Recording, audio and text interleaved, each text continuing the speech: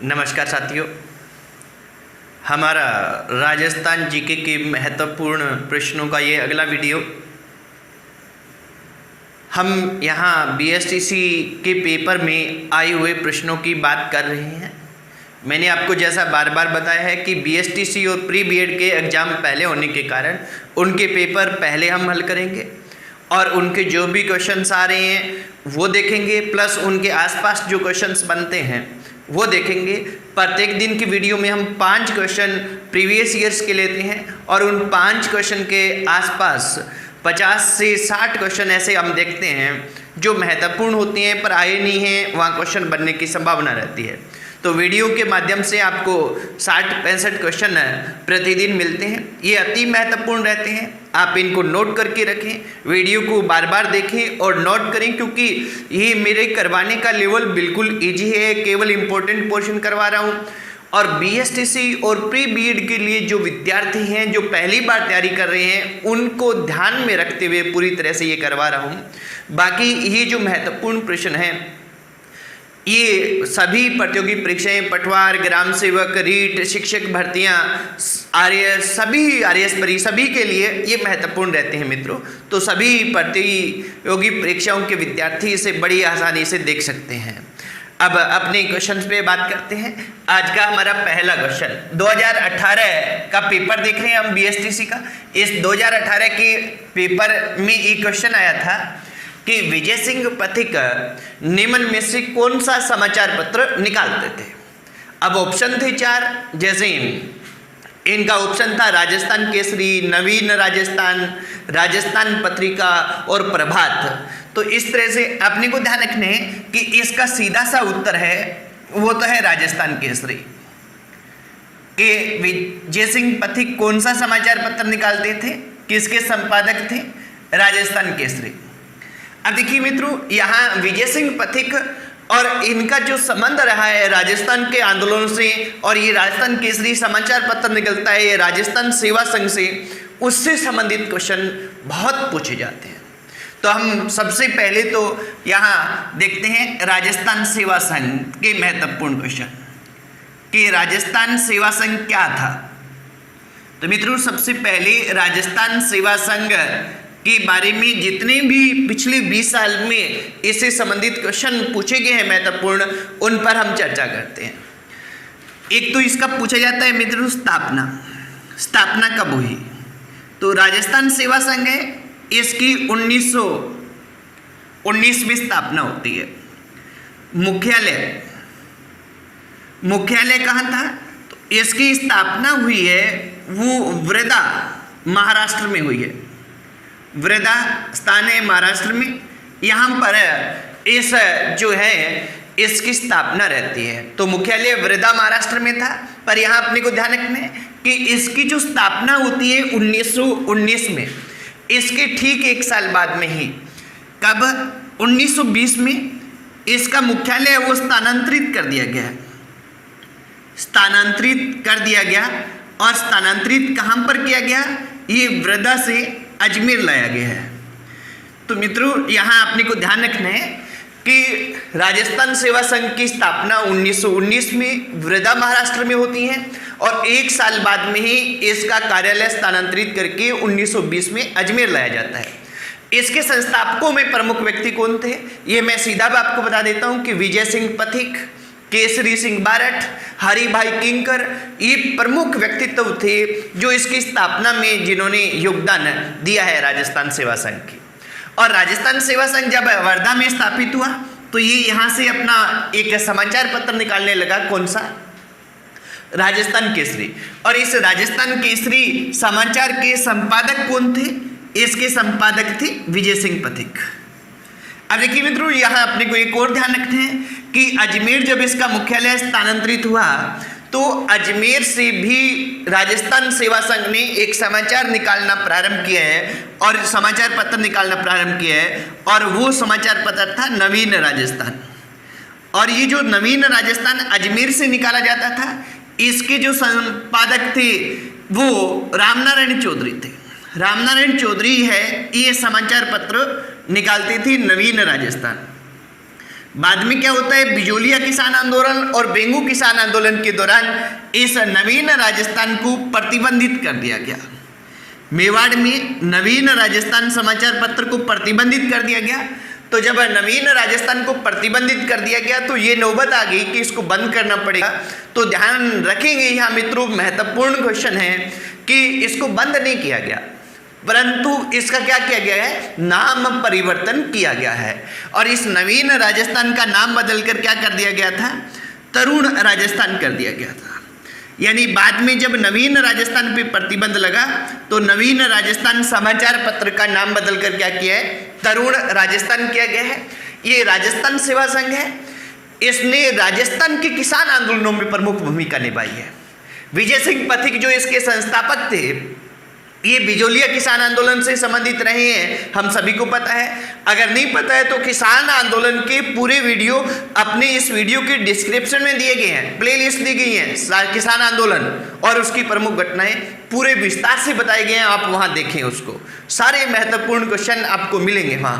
ठीक है, तो ये इस खुद बिजोलिया किसान आंदोलन से संबंधित रहे विजय सिंह पथिक, और इन्होंने जो राजस्थान सेवा संघ है, इस राजस्थान सेवा संघ के मंत्री थे वो थे रामनारायण चौधरी।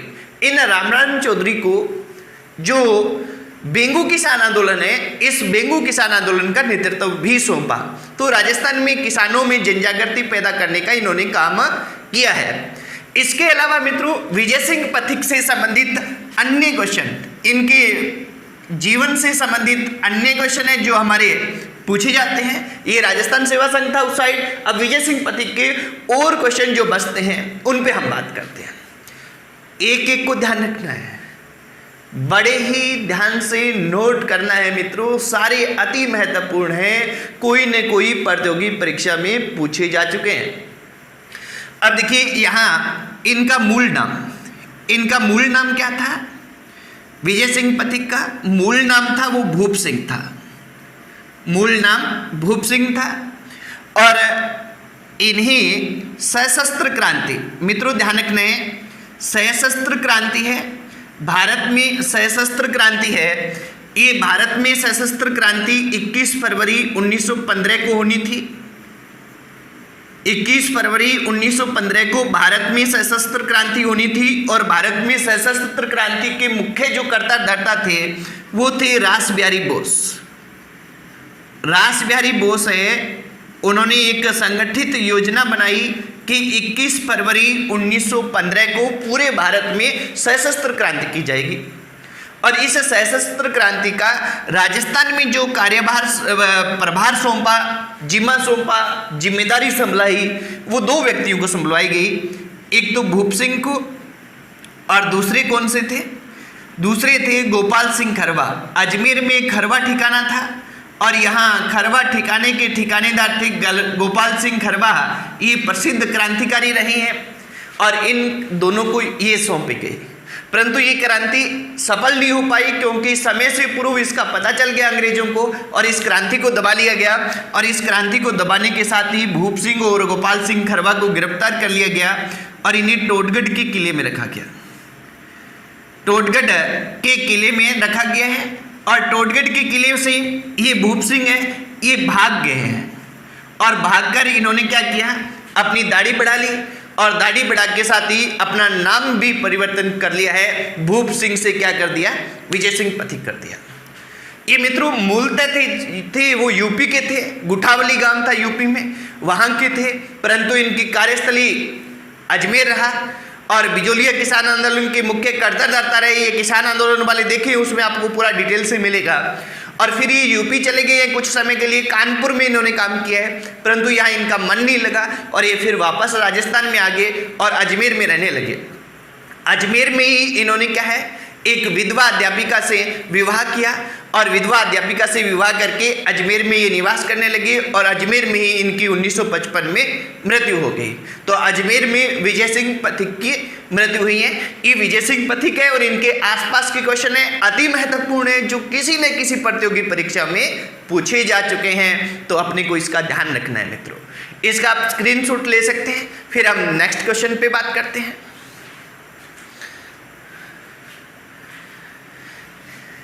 अब देखिए अगला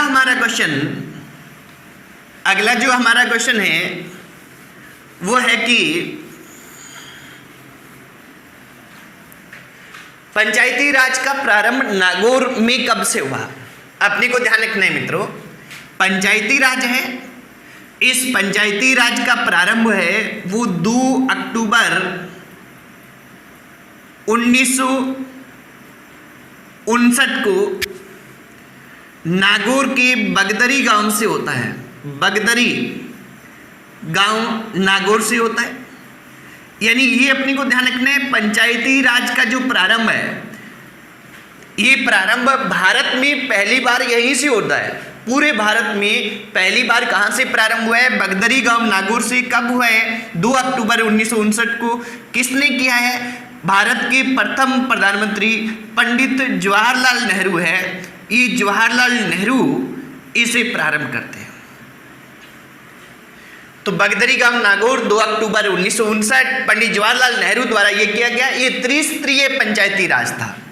ये जो पंचायती राज प्रारंभ किया गया है, त्रिस्तरीय पंचायती राज प्रारंभ किया गया है। और मित्रों यहाँ एक क्वेश्चन ये भी पूछ लिया जाता है कि त्रिस्तरीय पंचायती राज जो है ये किस समिति की सिफारिश पर लागू किया गया? तो ये बलवंत मेहता समिति की सिफारिश पर त्रिस्तरीय पंचायती राज लागू किया गया।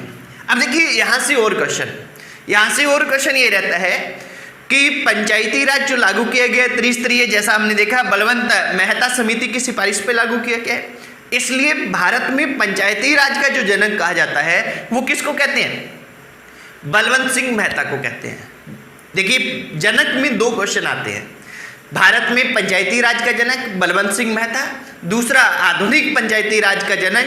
तो मित्रों यहाँ अपने को ध्यान रखना है अच्छी तरह से कि आधुनिक पंचायती राज है, इस आधुनिक पंचायती राज का जनक जो है वो राजीव गांधी को कहा जाता है, क्योंकि राजीव गांधी ने ही पहली बार सिंघवी समिति की सिफारिश पर सिंघवी समिति का गठन किया था। किसके लिए? पंचायती राज को संवैधानिक आधार देने के लिए। हालांकि वो दे नहीं पाए थे, संवैधानिक आधार देने से पहले ही उनकी मृत्यु हो गई। बाद में पीवी नरसिम्हा राव ने दिया, परंतु आधार उन्होंने तैयार किया, इसलिए राजीव गांधी को आधुनिक पंचायती राज का जनक कहते हैं। मित्रों एक क्वेश्चन ऐसा भी पूछा जा चुका है कि राष्ट्रीय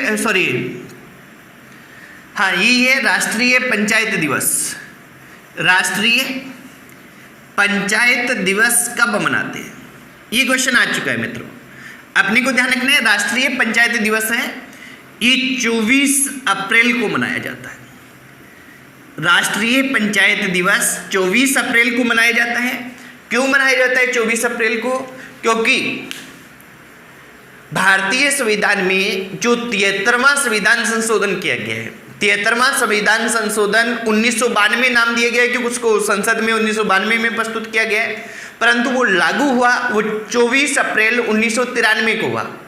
यानी कुल मिला के हम कहें कि पंचायती राज को जो संवैधानिक आधार मिला वो संवैधानिक आधार मिला 24 अप्रैल 1993 को।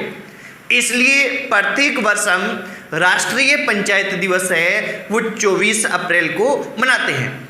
तो ये दूसरा क्वेश्चन मित्रों, इसका आप स्क्रीनशॉट ले सकते हैं। फिर अपने नेक्स्ट क्वेश्चन देखते हैं। अगला हमारा क्वेश्चन है वो है कि वनस्थली विद्यापीठ की स्थापना कब हुई? अब देखिए वनस्थली विद्यापीठ है, इसका सीधा उत्तर कि कब हुई स्थापना, तो 1935 में हुई है मित्रों। 1935 में होती है। कौन करते हैं? हीरालाल शास्त्री जो राजस्थान के प्रथम मुख्यमंत्री बने हैं, मनोनीत प्रथम मुख्यमंत्री या सीधा प्रथम मुख्यमंत्री आए तो इनकी पत्नी है रत्ना शास्त्री। इन दोनों ने वनस्थली विद्यापीठ की स्थापना की है कब? 1935 में। मित्रों यहाँ अपने को ध्यान रखते हैं अन्य क्वेश्चन। हीरालाल शास्त्री पे अपने पहले वीडियो में जहाँ मुख्यमंत्री की बात की थी वहाँ बात कर ली है, तो हीरालाल शास्त्री पे हम ज़्यादा बात नहीं करेंगे।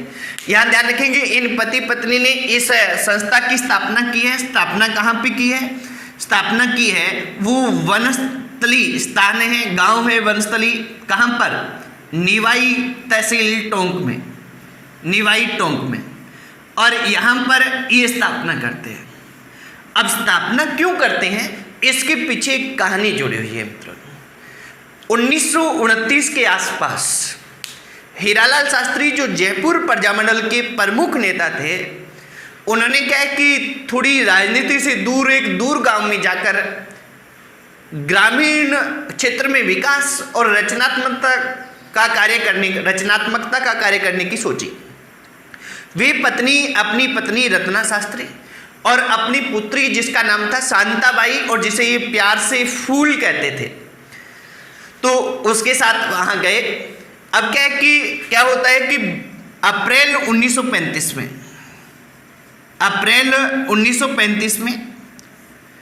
12.5 वर्ष की आयु में शांताबाई जो इनकी पुत्री थी, इसका अचानक ही यहाँ निधन हो जाता है।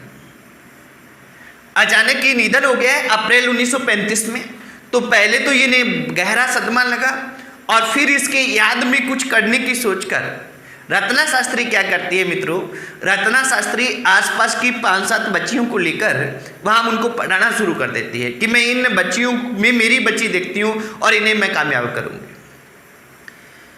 कुछ समय बाद में वो क्या करते हैं, इस जो यहाँ बच्चियाँ और पढ़ाती हैं और इस अक्टूबर 1935 में इसको एक संस्था का नाम दे देते हैं, यानी जो वनस्थली विद्यापीठ है। इस वनस्थली विद्यापीठ की स्थापना कब होती है, अक्टूबर 1935 में होती है। और जब अक्टूबर 1935 में हुई है तब इसका नाम था शांताबाई कुटीर पाठशाला। शांताबाई कुटीर पाठशाला के नाम से स्थापित की गई और इसका 1943 में नाम परिवर्तन करके क्या कर दिया गया, वनस्थली विद्यापीठ नाम कर दिया गया मित्रों। ये रत्ना शास्त्री ने बहुत बड़ा कार्य किया। वर्तमान में वनस्थली जो विद्यापीठ है, एक पूरे भारत में एक विशाल संस्थान है जो महिला शिक्षा को समर्पित है। इसको डीम्ड विश्वविद्यालय का दर्जा है। वनस्थली विद्यापीठ अपने आप में आज विश्वविद्यालय है। वहाँ अनेक तरह के कोर्सेज होते हैं, प्रारंभिक कक्षाओं से लेकर उच्चतर शिक्षा तक वहाँ शिक्षा दी जाती है। पूर्णतः महिला शिक्षा को समर्पित है, पूर्णतः आवासीय है मित्रों। और इसके कारण क्या है, रत्ना शास्त्री को पद्मश्री अवार्ड भी मिल चुका है। रत्ना शास्त्री को पद्मश्री अवार्ड मिला है। कब मिला है, ये मोस्ट इंपोर्टेंट है मित्रों। पद्मश्री अवार्ड मिला है 1955 में। और ये ध्यान रखना है कि रत्ना शास्त्री है वो राजस्थान की पहली व्यक्ति थी। व्यक्ति का अर्थ महिला और पुरुष दोनों ही होता है, यानी पहली महिला तो ही है, इसके अलावा इनसे पहले किसी पुरुष को भी नहीं मिला है। तो ये पहली महिला राजस्थान की और पहली व्यक्ति है जिन्हें 1955 में क्या मिला है मित्रों, पद्मश्री अवार्ड मिल चुका है। ये इनके क्वेश्चन, इनका आप स्क्रीनशॉट ले, फिर अपने आगे बढ़ते हैं। नेक्स्ट है अगला जो हमारा क्वेश्चन है, ये भी अत्यंत महत्वपूर्ण है। इसके आसपास के बहुत से क्वेश्चन राजस्थान की प्रतियोगी परीक्षाओं में पूछे जा चुके हैं। और ये हमारा क्वेश्चन है वो है पिछवाई कला संबंधित है। अब इसमें ये हमारे 2018 में आया और इसके ऑप्शन में थे श्री कृष्ण से संबंधित और अन्य ऑप्शन थे। तो अपने को ध्यान रखने कि पिछवाई कला क्या है। पिछवाई कला, अब देखिए मित्रों, पिछवाई कला क्या है। एक तो सीधा सा इसका उत्तर जो था वो था श्री कृष्ण से संबंधित है, श्री कृष्ण से संबंधित। अब यहाँ ये तो उत्तर हो गया, पर हमें पिछवाई कला समझनी है। देखिए पिछवाई कला में क्या होता है कि एक कपड़ा होता है और कपड़े पर भगवान श्री कृष्ण के बाल रूप के चित्र बनाए जाते हैं। बाल रूप को ध्यान रखना है मित्रों, श्रीनाथ जी कहते हैं। श्रीनाथ, भगवान श्री कृष्ण के बाल रूप को श्रीनाथ कहा जाता है। और श्रीनाथ जी का प्रमुख मंदिर कहाँ है मित्रों, श्रीनाथ जी का प्रमुख जो मंदिर है वो नाथद्वारा में है। और नाथद्वारा का नाम भी श्रीनाथ जी के नाम पर पड़ा है। पहले इसका नाम, प्राचीन नाम क्या था, सिहाड़ था। सिहाड़ गांव था राजसमंद में। और यहाँ क्या है कि श्री कृष्ण के बाल रूप की मूर्ति स्थापित की गई थी महाराणा राज सिंह के टाइम में। महाराणा राज सिंह मेवाड़ के शासक थे उस समय 1672 में। इसके पीछे एक कहानी है, इसको आप पूरा सुने, ध्यान से देखिए मित्रों, भारत में मुगल बादशाह था, वो था औरंगजेब। और औरंगजेब ने क्या किया, 1669 में हिंदू मंदिरों को तोड़ने के आदेश जारी किए। अब सभी जगह हिंदू मंदिरों को तोड़ा जाने लगा। तो मथुरा, वृंदावन, ये जो यूपी का क्षेत्र था, पश्चिमी यूपी का जो पूर्वी राजस्थान से लगता था, यहाँ पर बहुत अधिक मंदिर थे और मुख्यतः इस क्षेत्र में भगवान श्री कृष्ण को पूजा जाता था। अब यहाँ से जो पुजारी लोग हैं वो मंदिरों को बचाने के लिए, मूर्तियों को बचाने के लिए वहाँ से मूर्तियाँ लेकर भागे। और इस समय औरंगजेब का धुर विरोधी था, वो था मेवाड़ का महाराणा राज सिंह, जो औरंगजेब से बिल्कुल भी नहीं डरता था और हर किसी को ये पता था। तो ये कुछ एक पुजारी हैं, वो भगवान श्री कृष्ण की बाल रूप की जो श्रीनाथ जी कहा जाता है, उनकी मूर्ति लेकर वो कहाँ पहुँचे, वो मेवाड़ पहुँचे। और मेवाड़ पहुँचे तो राज सिंह जो था, मेवाड़ का महाराणा था, इस राज सिंह ने क्या किया, इनको सियाड़ गांव में एक घर में स्थापित करवा दिया। घर देखिए मित्रों, यहाँ ध्यान रखना है कि अपने को पता है कि मंदिर होते हैं थोड़े इस तरह से गुंबद वाले होते हैं, मंदिर इस तरह से गुंबद वाले रहते हैं। तो गुंबद वाले रहते हैं तो मंदिर का दूर से ही पता चल जाता है। अब यहाँ क्या कि मंदिरों को तोड़ा जा रहा था, तो ये जो सामान्य घर बने हुए थे, यानी घरों को क्या कहा जाता था, हवेलियाँ कहा जाता था, हवेली कहा जाता था घर को। और ये हवेलियाँ बनी हुई थी, यहाँ पर घर के अंदर स्थापित करवाए ताकि पता नहीं चले भी किस घर में स्थापित करवाया है। तो ये घरों के अंदर स्थापित करवा दिया सियाड़ गांव में, और ये श्रीनाथ जी के नाम पर नाथद्वारा हो गया। 1672 में करवाया जाता है मित्रों। और अब क्या है कि ये जो घर हवेली में स्थापित करवाया गया, तो जैसे ही यहाँ मूर्ति स्थापित की गई है, यहाँ पूजा अर्चना की जाती है, आरती की जाती है। चूंकि हवेली में क्या है कि संगीत गाया जाता है, इसलिए ये राजस्थान में क्वेश्चन आता है कला संस्कृति में, आपके लिए महत्वपूर्ण है। ये पूछा जाता है कि हवेली संगीत कहाँ का प्रसिद्ध है। तो हवेली संगीत कहाँ का प्रसिद्ध है, नाथद्वारा का प्रसिद्ध है। इसको हवेली संगीत क्यों कहा गया, क्योंकि मंदिर है वो हवेलियों में स्थापित कर दिए गए थे औरंगजेब के डर से। वहाँ पूजा अर्चना, आरती वगैरह होती थी, संगीत होता था, इसलिए इनको हवेली संगीत कह दिया गया। तो ये ध्यान रखेंगे। तो यहाँ क्या है कि ये आरती वगैरह होती है, ये हवेली संगीत हो गया। दूसरा क्या है कि यहाँ जो पीछे की दीवार होती थी, जहाँ मूर्ति स्थापित होती थी, इस पर पीछे की दीवार पर एक कपड़ा लगाया जाता था और इस कपड़े पर अलग अलग चित्र बनाए जाते थे भगवान श्री कृष्ण के बाल रूप से संबंधित।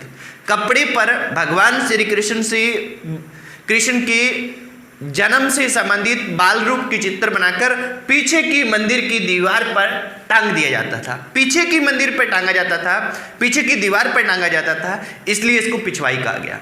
तो पिछवाई कहाँ की प्रसिद्ध है, नाथद्वारा की प्रसिद्ध है। पिछवाई किससे संबंधित है, श्री कृष्ण से, श्रीनाथ जी से, श्री कृष्ण के बाल रूप से। हवेली संगीत कहाँ का प्रसिद्ध है, नाथद्वारा का प्रसिद्ध है। तो ये अन्य क्वेश्चन मित्रों यहाँ हमें इसके ध्यान रखने हैं। इसका आप स्क्रीनशॉट ले, फिर हम अंतिम क्वेश्चन पे बात करते हैं। अब देखिए अंतिम क्वेश्चन हमारा है वो है महाराणा प्रताप। मित्रों यहाँ सॉरी महाराणा क्यों लिखा है मैंने, यह क्वेश्चन था कि महाराणा प्रताप का राज तिलक कहाँ हुआ। महाराणा प्रताप का राज तिलक कहाँ हुआ, ये 2018 की BSTC में हमारे क्वेश्चन आया था। अब देखिए मित्रों यहाँ ध्यान रखना है, एक तो आप गांठ बांध लें सभी साथी कि महाराणा जो प्रताप है इससे 100% एक क्वेश्चन आएगा ही आएगा। 2 भी आ सकते हैं, 3 भी आ सकते हैं। जहां भी राजस्थान का पेपर होता है वहां महाराणा प्रताप के क्वेश्चन के बिना पेपर पूरा होता ही नहीं है, मोस्टली ये होता है। तो महाराणा प्रताप को आप अच्छे से पढ़ें। अब देखिए अपनी बात करते हैं महाराणा प्रताप की। तो महाराणा प्रताप है, अपनी केवल ज़्यादा बात नहीं करेंगे, इनका राज तिलक पूछा गया है। तो अपने को ध्यान रखना है कि राज तिलक या इसको कह देते हैं राज्याभिषेक। महाराणा प्रताप का जो राज्याभिषेक होता है वो होता है गोगुंदा में, और महाराणा प्रताप का जो राज्याभिषेक समारोह होता है, राज्याभिषेक समारोह, ये ध्यान रखना है मित्रों, समारोह जहां लगा वो इस पे गौर करना है। समारोह होता है वो कुंभलगढ़ में होता है, तो इसका उत्तर तो हमारा गोगुंदा रहेगा। और अगर समारोह कहीं आ जाए तो कुंभलगढ़ आता है, क्योंकि ये दोनों ही ऑप्शन में आते हैं जब भी राज्याभिषेक से संबंधित क्वेश्चन किसी भी प्रकार के पूछे जाते हैं मित्रों। अब देखिए महाराणा प्रताप के बारे में जल्दी से आपको मैं इम्पोर्टेंट क्वेश्चन बता देता हूं, फटाफट आप नोट कर लेंगे, पहले सुनेंगे बाद में नोट कर लेंगे। महाराणा प्रताप का जन्म 9 मई 1540 को कुमलगढ़ दुर्ग के बादल महल में हुआ। और महाराणा प्रताप है, इनके बचपन का नाम कीका था। भील लोग इन्हें कीका कहकर पुकारते थे, प्यार से कीका। कीका का तात्पर्य होता है छोटा बच्चा। हल्दी घाटी में इनका युद्ध हुआ अकबर से। अकबर ने इससे पहले 4 दूत भेजे थे यहाँ। और महाराणा प्रताप को मेवाड़ की आन बान और शान कहा जाता है। बहुत सा विशाल डिटेल है इनके बारे में, वो अलग से हम महाराणा प्रताप का वीडियो बनाएंगे, उसमें देखेंगे। परंतु महाराणा प्रताप आपको अच्छे से पढ़ना है मित्रों, और हर हाल में पढ़ना है। यहाँ से क्वेश्चन रहेगा।